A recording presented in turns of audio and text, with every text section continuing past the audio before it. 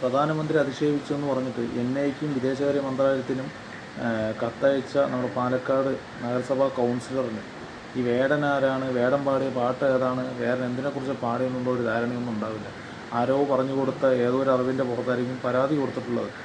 അപ്പോൾ റിപ്പോർട്ടർ ചോദിച്ച ഒരു ചോദ്യത്തിന് ഉരുണ്ട് കളിക്കുന്ന നമ്മുടെ കൗൺസിലറിനെ കാണാം. മധുവിൻ്റെ കാര്യങ്ങൾ ഇതേ പാട്ടിൽ പറയുന്നുണ്ട്. ഇപ്പോൾ മോദിയെ അല്ലെങ്കിൽ പ്രധാനമന്ത്രി അധിക്ഷേപിച്ചു എന്ന് പറഞ്ഞുകൊണ്ട് പരാതി നൽകിയിട്ടില്ല. ഇതേ പാട്ടിൽ തന്നെ വേടൻ പറയുന്നുണ്ട്, കാട് കട്ടവൻ്റെ നാട്ടിൽ ചോറ് കട്ടവൻ മരിക്കും എന്ന് പറഞ്ഞാൽ മധുവിൻ്റെ കാര്യം കൃത്യമായി തന്നെ വേടൻ പറഞ്ഞു. മധുവിൻ്റെ പേരെടുത്ത് പറഞ്ഞു പറയണം. മധുവിൻ്റെ കാട് കട്ടവൻ്റെ നാട്ടിൽ എന്നല്ല പറയണ്ടേ, മധു എന്തിനാണ് മരിച്ചത്? ആ മധുവിനൊരു മോചനം. ആ മധുവിനെ പോലെ നിരവധി മധുമാരുണ്ട്.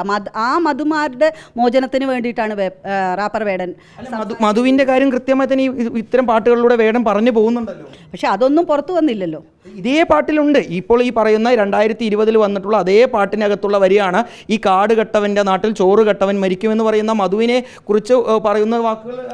കുറച്ചുകൂടെ സ്ട്രെസ് ചെയ്തിട്ട് വേടൻ പാടേണ്ടിയിരുന്നു മധുവിനെക്കുറിച്ച് ഇങ്ങനെ സൈലൻ്റ് ആയിട്ടല്ല പാടേണ്ടിയിരുന്നത്. ബഹുമാനപ്പെട്ട പ്രധാനമന്ത്രിയെക്കുറിച്ച് ഹൈലൈറ്റ് ചെയ്ത് ഉറക്കെ പാടിയപ്പോൾ മധുവിനെക്കുറിച്ച് പതുക്കെ പാടി. അതെന്തിനാണ് മധുവിനെക്കുറിച്ച് പതുക്കെ പാടിയത്? മധുവിനെക്കുറിച്ച് കുറച്ചുകൂടി ഉറക്കെ പാടണം. അതുപോലെ തന്നെ ഈ മരിച്ച 2 ചെറിയ പെൺകുട്ടികൾ, ആ പെൺകുട്ടികൾക്ക് നീതി കിട്ടാനായിട്ട് കുറച്ചുകൂടി ഉറക്കെ പാടണം. അതൊക്കെയാണ് റാപ്പർ വേടൻ ചെയ്യേണ്ടത്. അല്ലാണ്ട് ഒരു സമാജത്തിൻ്റെ കെട്ടുറപ്പിനെ ബാധിക്കുന്ന രീതിയിലുള്ള സന്ദേശങ്ങളും വരികളുമെല്ലാം ആവിഷ്കരിച്ചുകൊണ്ട് ഒരു സമാജത്തെ ഇതൊന്ന് മനസ്സിലാക്കാം. ആ പാട്ട് ഈ പറഞ്ഞ ആൾ കേട്ടിട്ടുമില്ല, ഈ പറഞ്ഞ വേടൻ പറഞ്ഞ ആളിനെ കണ്ടിട്ടുമില്ല. എന്നാൽ പുള്ളിൻ്റെ ഒരു രാഷ്ട്രീയ നിലപാട് എന്താണെന്ന് പുള്ളിക്ക് അറിയില്ല.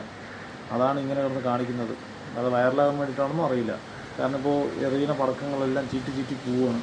അപ്പോൾ ഇപ്പോൾ ട്രെൻഡിങ് ആയിക്കൊണ്ടിരിക്കുന്ന വേടൻ, ഇവർക്കൊക്കെ ഈ ഹാലാകാനുള്ള മെയിൻ കാരണം ഇപ്പോൾ കേരള സർക്കാർ എല്ലാ പരിപാടിക്കും വേടൻ്റെ പരിപാടി അവതരിപ്പിക്കുന്നതിനുള്ള ഒരു ഇത് തന്നെയാണ് ഇവർക്കൊക്കെ ഈ ചൊറിച്ചിൽ വരാൻ കാരണം.